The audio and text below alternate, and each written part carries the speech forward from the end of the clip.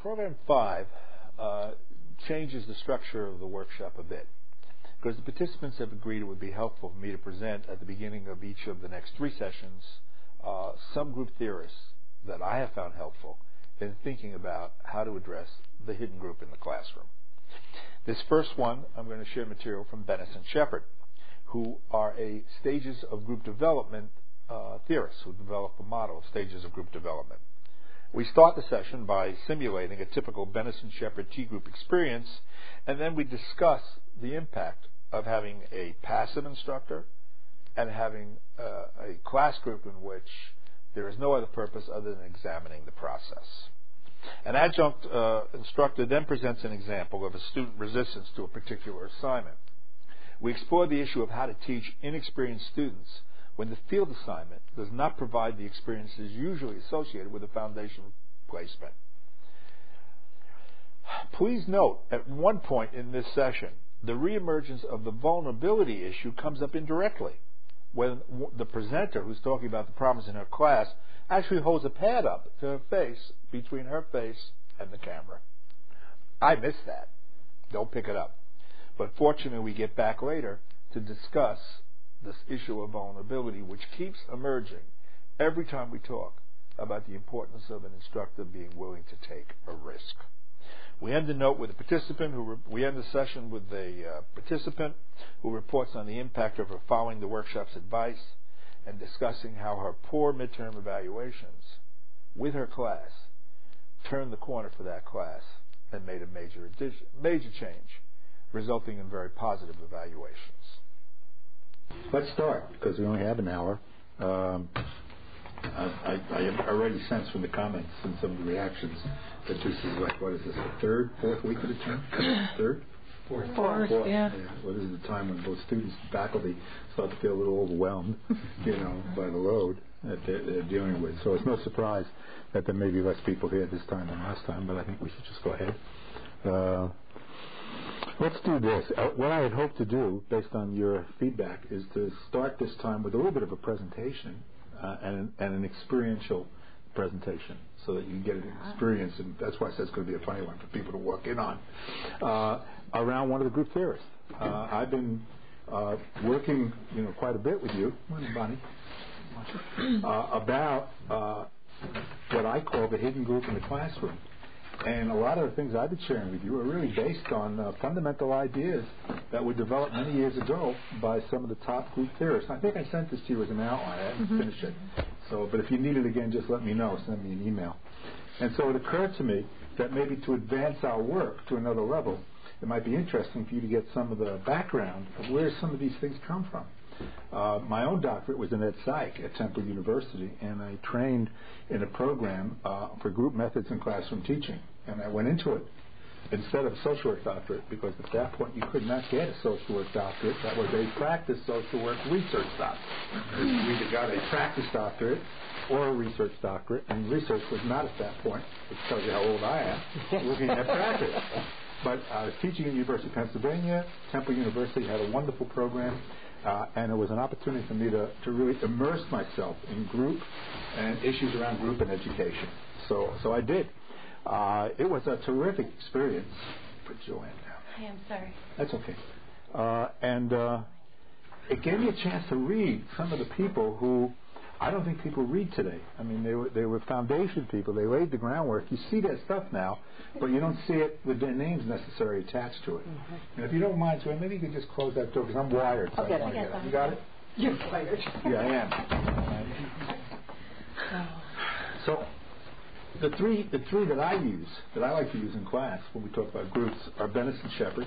And that's what they call a developmental model. And we'll talk a little bit about that today, and then we'll apply it to some of your group experiences. As you'll see, you are in one of the stages that Bennis and Shepard talk about right now. And then we'll see, maybe there's Bennis and Shepard, if we take from them things that are helpful, do they give us some better insight or a way of understanding what's happening in the classroom? Next month, I thought I'd do a little of Bion. I don't know how familiar you are with Bion, but he was the kind of crazy psychiatrist who founded the Tavistock Institute. But he developed the whole emotionality theory of group. And if you don't know Bion, when I present it next month, you're going to recognize it, because it's all over the place. Concepts like fight, flight, being used all over the place, but they originally came from Beyond's work, a number of years ago. And the third person was Holman's, and again, you may or may not be familiar with Holman's, but that'll be the next month, who developed social systems theory for understanding groups. Now, today, social systems theory is so much a part of our language that it's common. We don't think twice about it. In those days, it wasn't. And it was a whole different way of thinking about a group, and a group in relation to its environment. So those are the three I picked, and I thought each month I would take one just briefly at the beginning. We won't go into it in detail, and then pick up your examples that might be interesting to consider. Does that still make sense to the rest of you? That's what you thought about? Okay. I'll just give you a little background on Bennis and Shepard. They developed their theories, a psychologist from Boston, and they developed their theories of groups at the time when there was this big T group movement. You remember the T groups, training groups they were called, encounter groups. People would go away for a weekend and stare at each other through their eyes and make intimate relationships that could never exist if they didn't have these encounter groups. People, if you remember in those days, were going to encounter groups instead of living. So literally every weekend they would go to a different encounter group. That was their life. Am I making some sense? Esalen in California. Well, Bennis and Shepard were social psychologists who started to develop a theory by observing an awful lot of these groups. And so their stuff came from observational. All right? Let me say at the start, I like some of their stuff, and I take it.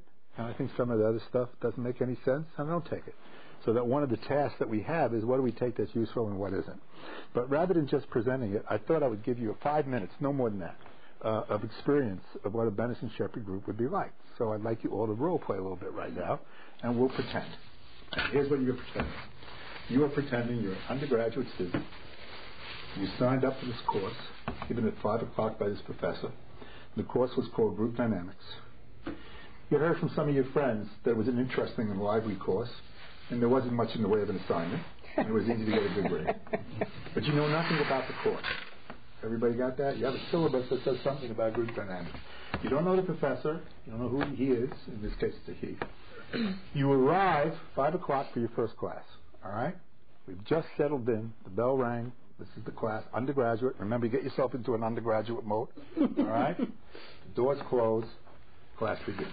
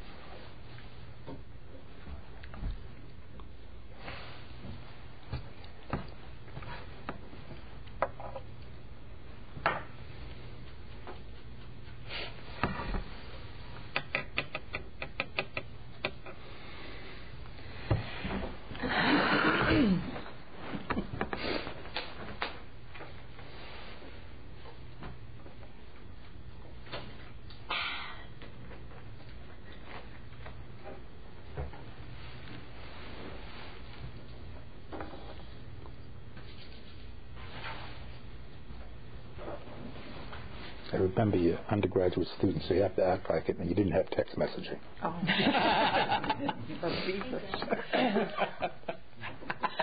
Huh? She did.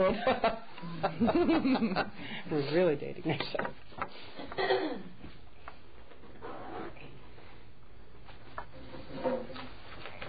Is this supposed to be a group? Am I in the right room? Is this group work course or something like that? That's why I'm here. It's the group dynamics course. I think he's waiting for us to have a dynamic. What was that?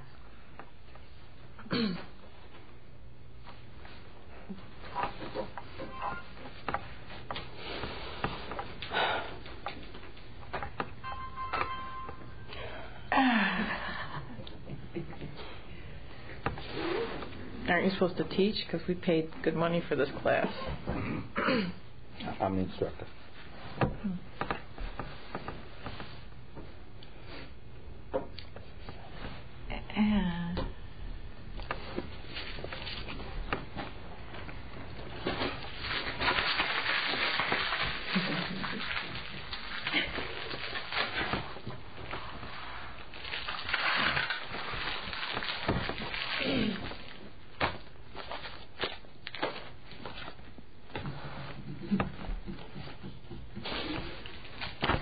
Are we supposed to be doing something? Anybody have last night's homework? Lane, Lloyd, can I have your homework? Steve, get me on. I'll stop because we only have an hour. From my first report class, we go 15 minutes. Terrible. But I'll stop. That's literally how they started. Mm-hmm. And they started. I was in one of those groups. You were in them, so you know. Really? And I just wanted to give you a few minutes of a feel. Terrible. A feel for it. And what they actually would argue is that when we start, there are two major areas of uncertainty. One of them in any group is dependence, the relationship to the person in position of authority. The role play's over, Elaine. We got more music. One area is authority and dependence. In other words, one of the uncertainties would be around their feeling of dependence upon the teacher, the leader, whoever the group leader is. The second area of uncertainty is interdependence, personal relationships, how they deal with each other. And in effect, what they said was in the group, in any group, there would be different personalities. You would have dependent personalities. That's the people who turn to me and say, "Aren't you the teacher? Are we supposed to do something?" In other words, the behavior would be behavior which indicated you were feeling a little dependent on the leader, to do something. And then another set would be what they call the counter-dependent personalities. And these are the people who don't give a damn. And after a little while, what would have happened is one of you might have said, "Well, they don't work out. It's interesting. They register for the class. They don't tend to work out." But one of you said, "Well, maybe we have to come up with something that we're supposed to do. What should we do?" And I'm giving you examples from some of the stuff because I sat through hours of these. And then somebody would say, "Well, I don't like the room is set up. Let's reset the room." So now they're busy resetting the room. And someone says, "No, I don't like it this way. Let's set it the other way." And so they're busily trying to find things to do, but they always seem to come back to the authority person, one way or another, the dependent person. So who were the dependent personalities in those 4 minutes of role play? That was one. That was the counter dependents were the ones who were ready to toss this whole thing in. You started eating. You said, "The hell with him. Let me get my homework." So, and what they argue is that these two types of personalities conflict around, in the beginning, dependency. And the desire to have the person in authority, that's you, the teacher, in the teaching group, in and taking over and giving structure. They also say a third kind of personality is one who's unconflicted. And it's finally the unconflicted personality, usually about the third or fourth class, in these types of class groups, group dynamics, who will come up with suggestions for how the group could move ahead, no longer feeling tremendously dependent on the leader. Let me just stop for that. And so what I put up there, I didn't write them all out, but the subphase, the first subphase was dependence flight.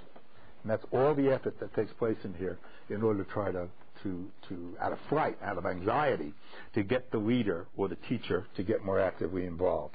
The second subphase they call counter-dependence flight. We're now the hell with them. We'll go on and do stuff ourselves. And the third subphase they call resolution. They do the same thing around personality and group development. They think there are people who are dependent overpersonal and counterpersonal. The overpersonal are the people who want to have relationships with each other. They're always reaching out. The counterpersonals are the ones who aren't. And again, unconflicted members. So essentially, they're a stage or a model theory. And when I looked at it, and I did many, many hours of these groups as part of my doctorate, I thought they were right about the initial issue being one of authority, what I call the authority theme, which I've taken from that literature. And the second issue I call intimacy, which is the relationship between students. So what I take from that, which I find helpful, is that in any class, in the first sessions, we're dealing with issues of authority. Me as the teacher, the person with the wisdom, the person who's going to mark, and that's central. And that just like in a family where you have to deal with parents before you can start to deal with peers, as a class develops some comfort in the authority theme, the relationship to you, the teacher, they're feeling less dependent. They feel more independent, more able to carry conversation in the classroom, etc. They then move into the second stage, which is the intimacy or the counter and personal themes. And that's when class members start to deal with each other. The argument is that they have to go through these stages, and the shifts led by the unconflicted people from the first phase, the phase of dependence, to the second phase, into dependence, is what they call a barometric event. Now, I was teaching group work at the University of Pennsylvania during the day and taking this program in my Ed Psych doctorate at night. So I could be sitting in these groups at night, but I'm also teaching group work during the day, which made me a little bit of an unusual participant. And I kept a journal. And on the left, I wrote in the journal what I thought was happening based on Bennis and Shepard in this little group that we were doing. And on the right, what I thought was happening based on my own experience and my own observation. I came to the conclusion there were two barometric events right at the beginning that they weren't taking into account. One barometric event was the passive leader. So my passivity in this group, my passivity, my sitting back. I would keep this up, by the way, for weeks. You would struggle to get me in. Oh, no, it was not just the first class. You thought it was the first 15 minutes. It could be the 1, 2, 3, 4 classes where I would stay passive. Their theory that you're resolving your issues of dependence, right? If you've been through it, you know what I'm talking about. I can't picture you passive that long. Well, when I did these groups, I did, because I tried to do them like the groups were set up, and you'd move ahead. My theory, my right column, was you never resolved it. And the more passive I got, the more powerful I got. And that the leader who doesn't get involved, who stays passive, increases dependency rather than decreases dependency. And that if we kept this up, you would get to the point in the class where any word I said, you'd jump. Because finally he spoke. The leader spoke. My other observation was the other barometric event was the lack of a purpose for the group other than analyzing its process. There was no external purpose. That the process was the purpose. So there was no reason why people got together. We get together in order to look at teaching. Our process is important because it feeds or enhances or affects our ability to look at teaching. Just like you and your classes do the same. You have to pay attention to what's going on in the class. That's what we've been doing week or month after month, thinking about class process and how to connect that to content. But every one of you has a class with a purpose. You're teaching social policy, you're teaching practice, you're teaching research. This little T group, this little dynamics class, had no purpose other than analyzing process. And I felt that was, again, a barometric event.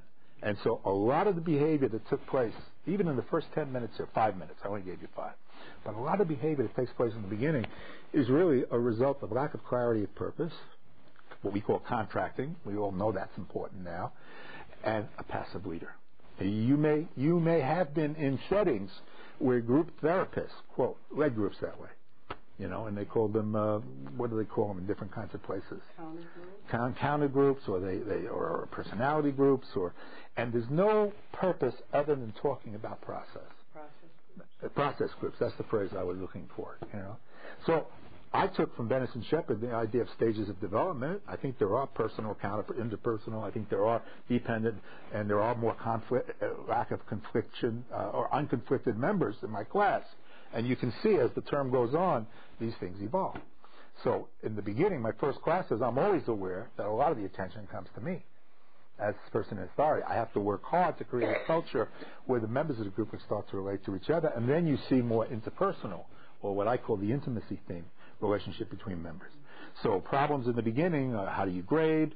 Are you going to feed us enough? Do you lecture enough?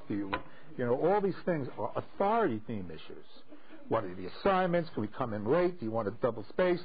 2-inch margins? What size type? All these things really are generated in the beginning because of issues of authority.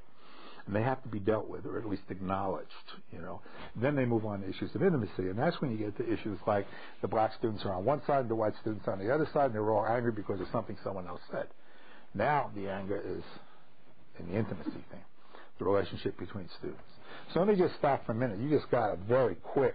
I should say that eventually the 3 subphases are like dependence flight, counter-dependence flight, resolution. In phase 2, the 3 phases are enchantment flight. And you really have to see this to believe it. About halfway through, supposedly, once you get through the dependency issues, and you start to deal with the issues, it's suddenly enchanting. This is the most wonderful class we've ever had. What a great group. I can't tell you, Jim, how happy I am being in this group with you. you know. And now everything is wonderful. And literally, that's what you hear coming out of these groups. It's called the enchantment flight stage. That gets into the disenchantment flight, which is the next stage. Listen, I've been mad all week at what you said last week. You made me feel very upset, and I didn't think you were really dealing with any of my feelings. We're now into the next stage, you know. And finally, they say there's a resolution, which they call consensual validation, which in this group we now all consent to validate each other in a positive way and to give feedback to each other about our participation in the group. Am I still making some sense? Some of it is pretty ridiculous. That's my feeling. Well, what was your observation, Bonnie? Well, I hated it. I was in a group therapy. Yeah. And the leader was like you, silent. And if you know my personality, that's not. I wanted to do something. I wanted to create change. I wanted to share. Typical counter-dependent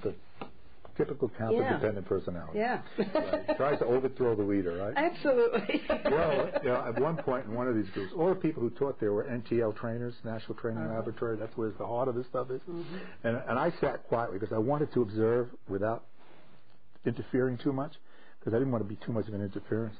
But some things I just couldn't take, you know.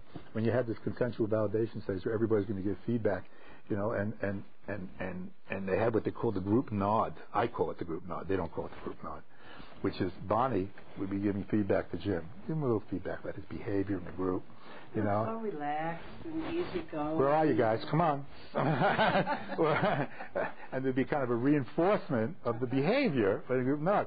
Every once in a while, in one of my wilder moments, I would sit there and go, yeah, everybody went like this. I'm going like this. What? Yeah, right. And then when we didn't move exactly through the stages the way we were, the trainer got so nervous he printed up Bennis and Shepard and he handed it out, and he showed us the phases we were supposed to be moving through because we weren't going through them. Or they gave feedback, and you know that was really hostile, and at times, and I couldn't sit through that. I couldn't sit through what I thought was at times attacking behavior. And the other thing I observed often was they would attack a member of the group when they were angry at the teacher. Mm-hmm. In other words, in other words, what you see in the class appears to be, in my terms, the intimacy theme, but it's actually an acting out of the authority theme. And if we think back to family relations, that's not unusual. Kids can't deal with the parent, they'll fight with each other. You know, a parent gives them some demand and they get upset, but they can't take the parent on, so they hit the younger brother. You understand? It's the same kind of phenomenon. I could not sit through those when I got those. I do have to say, when we went on our weekend retreats and we passed each other over the head and we did the exercises of going around in circles, staring in each other's eyes and telling us something that we really liked about them, some of them were kind of fun, you know, but they were artificial. That was my feeling. They were artificial, you know. And so clarifying purpose in my treatment groups is crucial. Being an active leader as a teacher or as a therapist, crucial, but active on my role, which means I have to understand my role and I have to understand the students or the group members' role. I can't be active on their role. Anyway, I just thought I'd give you a very brief feel, and they are really foundation people for understanding authority issues and then intimacy issues, interpersonal issues. Let me just stop for a minute, and then let's talk about what's going on in your classes and see if any of this helps us think about what your class is going through in terms of its stage of development. Floor's open.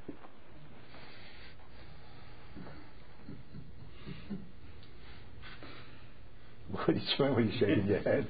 What are you thinking? I knew I wanted to come here today. Yeah, why? Go ahead. Go ahead. Oh, Elaine, where do I begin? Joanne called me about this. That's why I know. Well, go ahead. Help her out, Elaine. Well, part of it is we talked about it last time a little bit, the challenges of teaching the research, the evaluation course, mm-hmm. an unpopular course. I like it. Well, you shared a little bit with us last time, right, about it, and one of the suggestions was not to try to sell it, but instead to explore. So what happened? Right. And that's what we did. First day is I wanted to address however they might be feeling upon arriving. 30 students in a class that usually isn't very much anticipated by the MSW students, and so it seemed like it went well. About how they raise some of their own anxieties about anything from understanding material, what their grade would be, that kind of thing, or who doesn't like research, that type of thing. And that went well. But the assignments are usually very involved and require you to do a hands-on evaluation as opposed to just a proposal. And so that was foreboding, I think, to them. And just, I come from an educational career where you didn't get coddled and you didn't get spoon-fed, and I don't want to be that way, and I therefore don't want to do that to my students. But I think there was just so much anxiety about these assignments. That's why I even said to you last time, what would you do differently? Because we really had to have the same assignments through the department. How did it emerge in the class? Is it okay if we stay on this? Because assignments, expectation is the authority thing, right at the start. Mm-hmm. One of the biggest issues in an educational group. Can you give us a little feel for when you say they had a good discussion, they talked a little bit about, and was there tension relief that you at least recognized that? Did you sense that? I did. Yes. Yeah, someone said something too. Someone kind of made a statement, about how there was, some nervousness about this class and that type of thing. And then you get to the assignments, and what happens? The assignments, the discussion about the assignments was part of the syllabus, and it was just making sure they understood. And as it happens sometimes, we've met 3 times already, and so every week we've talked about the assignments, among other things, where I have a pretty much consistent format. The classes I create PowerPoint outlines, and I post them a couple days before class so they can go to Blackboard, print them out, have them already, and then we go through the content that I want to go through, and then do an educational activity kind of towards the end, the last quarter of class, something like that. But here and there someone would say, can you just go over this part of the assignment, we just want to make sure, and that kind of thing. And of course, I want to make sure too to spend time explaining, but I want to put a cap on it too, put a limit. Well, isn't part of it too, Joanne, which was the same when I taught it, was there one of the problems with the students is that some of them don't have a field placement. That was the other problem that I did not even anticipate. I really didn't even realize this was going to be a problem. But there are 3 part-time students in the class, and they don't have field placements right now. And then about 4 or so others, maybe 5, have fields that do not allow them to work actually with clients in a practice nature. And so... and these are first-year students? Right. In the second half of the year? Right. And so I did give them the option of doing a program evaluation, but again, for those few students that don't have any experience right now, I want them to have a professional experience, but the alternative proposed to me, when I discussed it with Tom, for example, was, and it was a good idea. It's going to give them the skills to do the assignment, but still, they're very hung up on the fact that, oh my gosh, I don't have a field. Well, their alternative is to do a self-study of some kind, or like a study of a friend who might want to, start a new goal. But so there's 2 issues: how to help the students deal with the lack of experience in the field that they would need to normally complete the assignment. And it sounds like you and Tom are working out some alternatives for them, because it's often not their fault that the field problem is there, and they don't want to be penalized by it. But the other thing is, what about the fact that you got students in your class who don't have field placements, or they may not have it if they're part-timers, and but then there are others who have field placements, but they don't have any work with clients. right, so then what's up there? Suggesting a program evaluation. Oh, but wait a minute. What's up there? We have students in the field. You're one of the faculty members, and they're disclosing or sharing with you that they don't have people to work with in the field. What I was trying to do to create a possible outcome or a possible solution was that maybe I could offer clients in my practice or something like that, and then I just, for liability reasons, I didn't want to do Marcia, that. go ahead. I'm sorry, Marcia first. Well, I don't know if it's the same, but part of, at least the students I had last year, they had contact with clients, but not on an ongoing basis, because it was like a crisis intervention, or, really like a one-time, what they felt was a one-time opportunity to work with the client, and I never saw them again. Do you think that was a good first-year foundation placement for a practice student? It wouldn't have been my choice. Wouldn't have been your choice. Did you think it was good that you had students who were in the foundation year in a supposedly clinical practice placement, is it, or a macro type placement, who were in a foundation year trying to meet fieldwork requirements and not seeing clients? Did you think that was a good idea? No. Marsha? No. Marsha? We actually did have students interning in macro practice without clients. They weren't going for clinical work. They In were the foundation year? Well, I was work study, so I don't know. Because, you understand what I'm arguing? I mean, we had, most of us were already working in an agency, so all our assignments, when I was doing my thing, was about your own agency that you worked in. Mm-hmm. But for those who were kind of what we call the kids, you know, young kids who didn't have jobs yet. Careful. They were given field placements, but most of them were clinical, but not everyone wanted to do clinical practice, and they tried to get. Not everybody wants to do research courses, but they have to take them. Not everybody wants a policy class. They have to take them. No, let me see what I'm trying to say. Let me say it clearer. Yeah. You're touching a nerve. That isn't obvious to you. There is a CSW requirement for what a foundation year is like and what the experience include. You may make an argument in the second year, if you're a macro concentration, that your assignment shouldn't be clinical, but you should be working with people around other things. But there's no such argument in the foundation year. So what I'm suggesting... What I'm saying is, but the part-time students here who don't have clinical, I think all the kids had clients who were new and that was their internship. How can you have a part-time student taking foundation courses who doesn't have an internship? I just don't understand the way that works. You know, I'm asking. Do I know how they do it? Yeah. How can you have a part-time? Well, if they're part-time, they can only take so many. Does that mean they have a job in social work, that they have a... That would be easy. No, it's their choice to be part-time or full-time. See, let me see what I'm trying to say, and how I'm relating it to your example and your example, is I think as faculty members, we have a responsibility around making sure there's a quality program. And what happens if students raise in class, I can't do the assignment because I don't have field practice? Well, okay, you're trying to find adaptation for the students. I've done that with my group work class because we don't require groups. So I have to give them an assignment that will give them some meat, but not necessarily expect them to have a group. But what happens if they don't have a good assignment?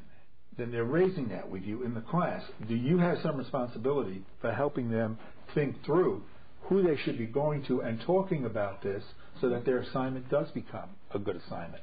No student should be at this point in the year where they're not seeing clients, and in my view, it could be a good argument, no student should be having just one-shot clients where they see them once and they have no follow-through. How is that a good foundation practice year? Doesn't sound good to me. Now, am I making some sense? So what I'm arguing is, and again, this will get us into Holman's 3 sessions ahead, or 2 sessions ahead. Your class exists within a larger environment.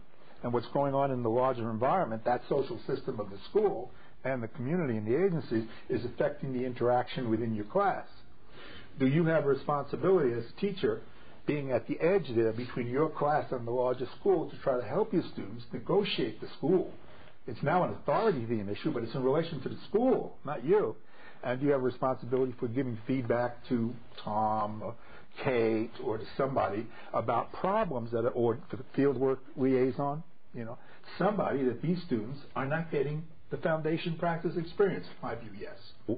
What I'd like to ask you is, if you were members of that class, Joanne's class, Jim's class, any of the classes, and you raise this concern, right, and this faculty person, first of all, acknowledges the concern, helps you talk a little bit about it, find out others have it, tells you all the steps they're going to take to try to help you through this because they recognize it, what does that do to the beginning of the authority relationship in relationship to you as an instructor? What starts to happen as they see you making these efforts, trying to adapt it, not coddling, but at least trying to recognize that they're up against some difficult issues, rather than saying, tough, that's your problem.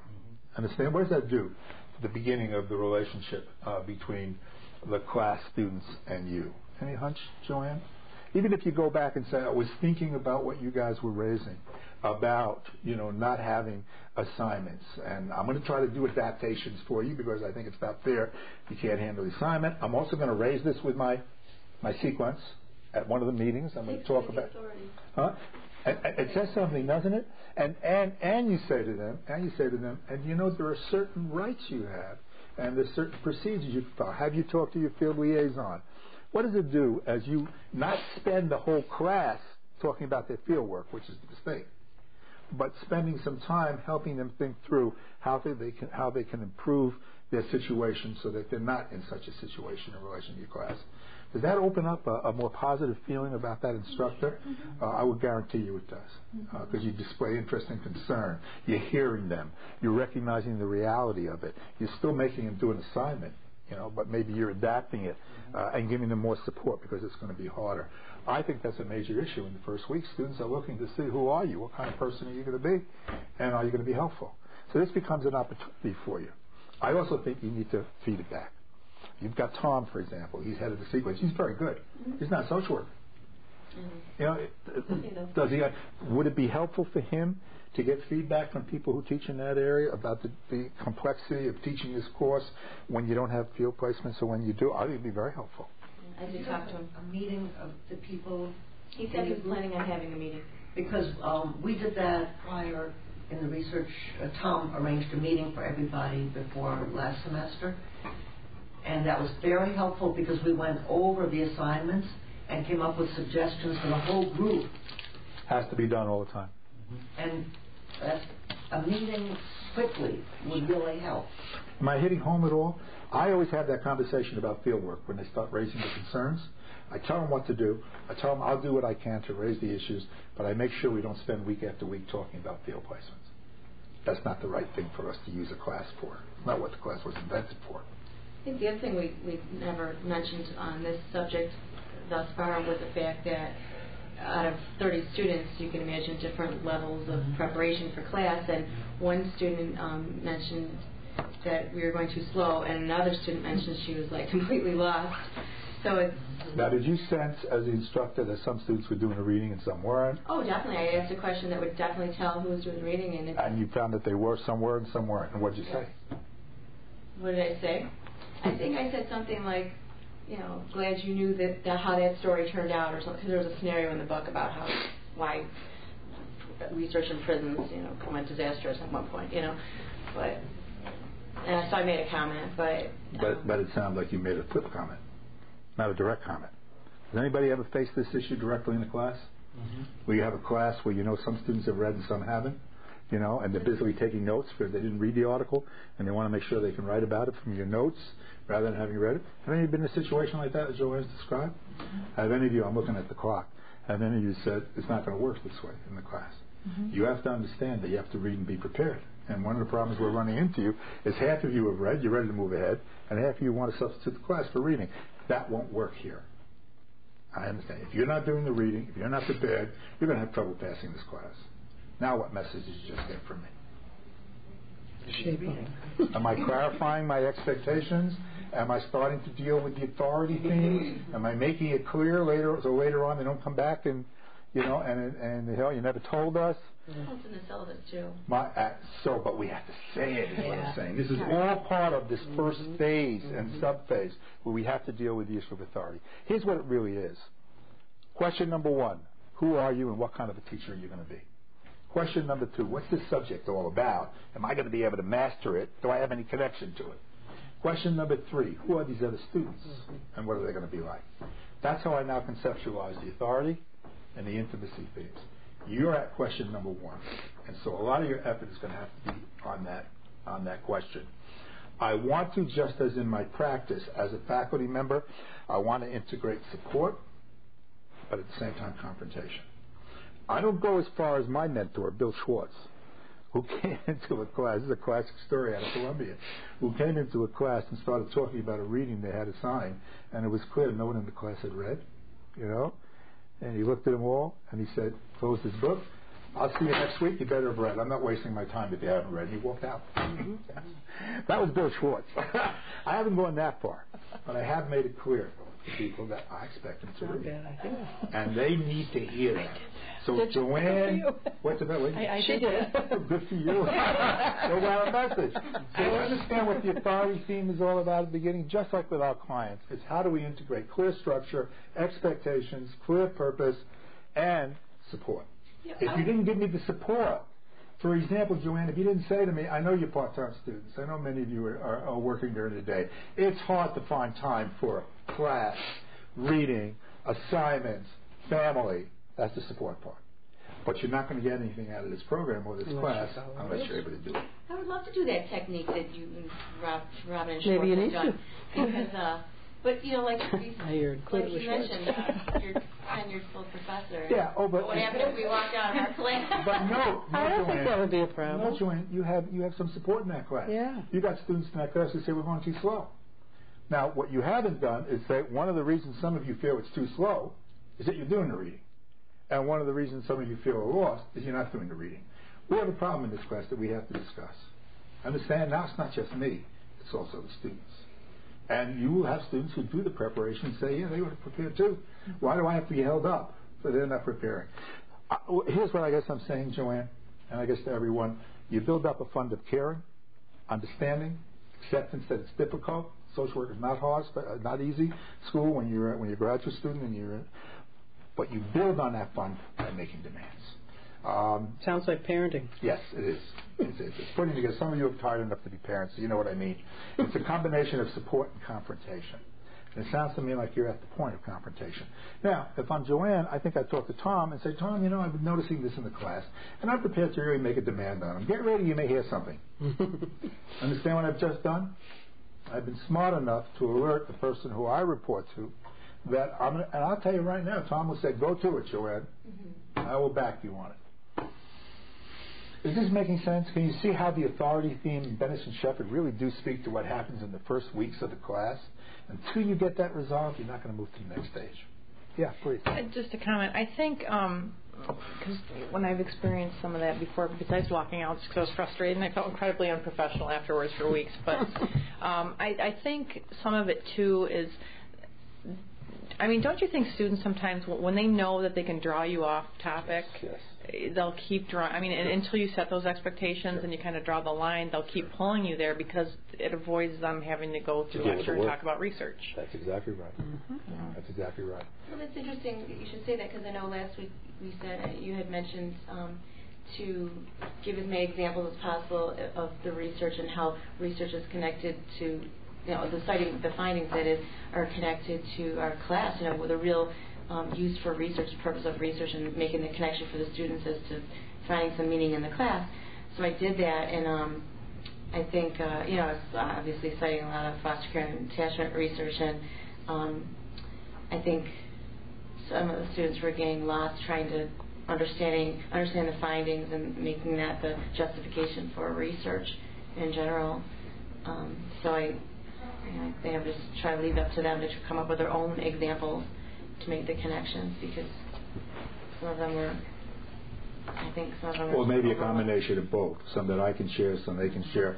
And Joanne does have 30 students, and there is a high-low. That's high. There's a high-low. There'll be people who have more experience, people with less experience. Another issue you have to address in the class. But don't misunderstand me.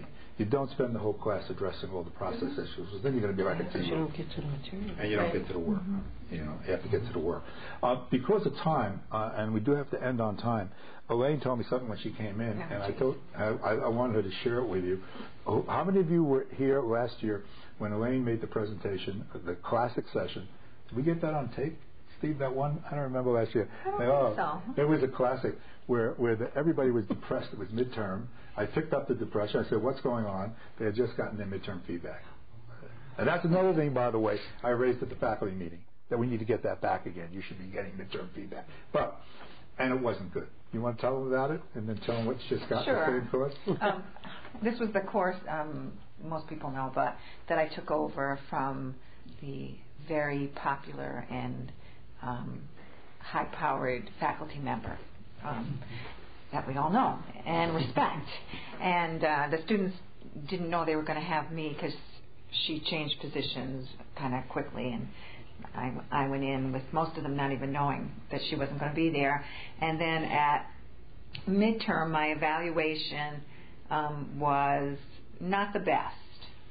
Some of it was okay, but a lot of it was not the best, and I was really upset, and I talked about it, and that's when I went back and said to the class, I got my evaluation, there's some real problems with it, I really want to talk about it here, and went through all that anyway, and they were very shocked that I would say these things in public to them, and and they were really and talked about like what I could change, what we could change together, what couldn't change, what I was responsible for, what they were responsible for. We did all that, and they were really very responsive. These were second-year students in an elective, and that went really well. And at the end of last semester, you weren't the only one who did that. There was another person. Didn't Christine do that also? Yeah. There was the whole strategy in the workshop was take this and go back to the class and talk to them about it, which was like a shocking idea to students. Yeah, so we do it. Yeah. Yeah, they said they had never. But think about what it did to the authority thing when they had an instructor who cared enough about what they said to bring it back and to honestly share it. That was a very powerful statement. Go ahead. So at the end of the term that semester, I got a much better evaluation, and then I was just showing Larry. I got the comments back. I taught that again last semester, and my what do I comments. keep thinking I'm about to absorb the Greek? Go ahead. Well, my comment, I'll just quickly. Go ahead. All right. Great teacher, gave good feedback on assignments. That was extremely helpful. Very fair grader, extremely knowledgeable in the field. Good professor, and I could really enjoy her personality. Thank you. Some of the videos were boring, but the most part I did learn from them. Elaine was a great professor. Wonderful job, Elaine. Instructor was helpful in allowing any questions. A great deal of real life experience, was wonderful in class. That was something. So anyway, it's like I feel like I want to share it with Larry because he's seen me sweat bullets and I think it was the result of Elaine and other people's courage to bring that into this session, to share it with other people who are experiencing similar stuff, and to get encouraged by this group, a support group, to go back and address it. And I think you learned tremendously from that. What you learned was that's how you learn to be a better teacher. And maybe this year you have different issues that you're going to deal with. And then, for example, the case. Does that make some sense? I thought you all ought to hear that. Yes. It's nice. Joanna, I hope it was helpful. Let us know. Next time it's beyond. That's the emotionality theory about when people deal with difficult things in a class, for example, they can go up into fight and flight, meaning they argue with each other or they change the topic. If you have an example that would be fitting for that, could you bring it in? Sure. A taboo subject, a difficult issue, dealing with sexuality, race, things that evoke emotions in people and that might in your classroom be easily described if we think about it in terms of beyond. Fight and flight and some of the other stuff. And I'll make a very brief presentation at the beginning on beyond. I'll send you an outline as well. Thank you.